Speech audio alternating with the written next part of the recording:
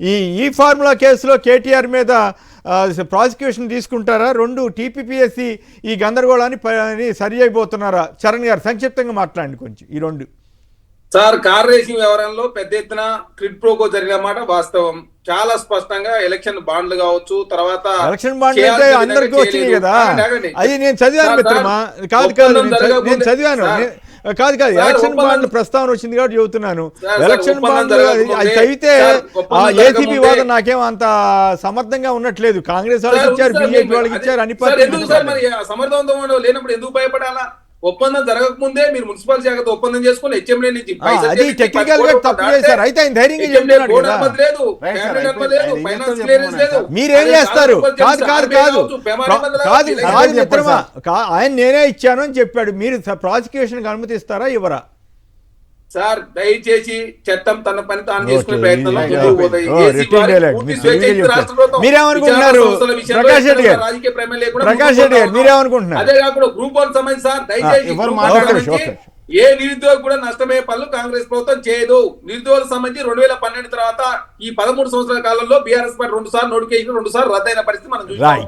చివరి దశలో అదే విధంగా సర్టిఫికేట్ వెరిఫికేషన్ అయిన తర్వాత ఇప్పుడు కోర్టులో వివాదం వచ్చింది. సో అదే రద్దు కాబట్టి ఖచ్చితంగా నిరుద్యోగుల పక్షాన కాంగ్రెస్ ప్రభుత్వం ఉంటుంది. నిరుద్యోగులు నష్టమయ్యే పనులు రెండు లైన్లు అంతే, టైం లేదు. 2 లైన్లు చెప్తా సార్. ఈ కార్ రేసింగ్ అదేదో సుందరి మల్ల పోటింగ్ అయ్యి మ్యాగీ మిల్లన్ ఇచ్చినట్టు కాదు సార్. ఈ కార్ రేసింగ్ అంటే రాష్ట్రానికి ప్రాసెస్ చెప్తున్నా సార్. నేనేమంటా అంటే ఒక ఈవెంట్ నిర్వహించలేనటువంటి అసమర్థ ముఖ్యమంత్రి రాష్ట్రానికి ఉన్నాడు కాబట్టి కనీసం ఈ కార్ రేసింగ్ ఈవెంట్ను కూడా నిర్వహించలేకపోయింది సార్. నెంబర్ 1. నెంబర్ 2 వచ్చేసి పబ్లిక్ సర్వీస్ కమిషన్లో ఒకటే ఉంటుంది సార్. సార్ 1:100 అని బట్టి గారు ఆ రోజు ప్రతిపక్షం నుండి అడిగారు.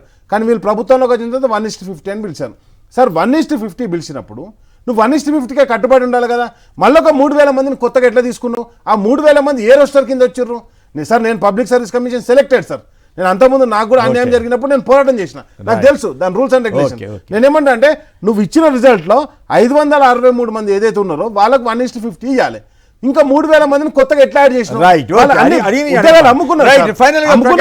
పంచాయతీ ప్రకాష్ గారు సరే, అన్ని రంగాలలో అవినీతి ఉన్నట్టుగానే మళ్ళీ అవినీతి అంటే చరణ్ గారు మళ్ళీ మొన్న కూడా ఏదో డిబేట్ ఇట్లా మాట్లాడారు. నేను మళ్ళీ కూడా చెప్తున్నా, టీజీపీఎస్సీ విషయంలో మీరు జరిగినటువంటి వాటిని ప్రభుత్వం అవినీతి అన్నదా లేదా పక్కన పెడితే మిమ్మల్ని తప్పు పట్టిన విషయం కరెక్ట్. ఈ తప్పు ఎందుకు జరిగింది అనే దానికి మన బ్యాక్గ్రౌండ్ లో అవినీతి అనేటువంటిది ఉండిండొచ్చు అనేది మా అనుమానము.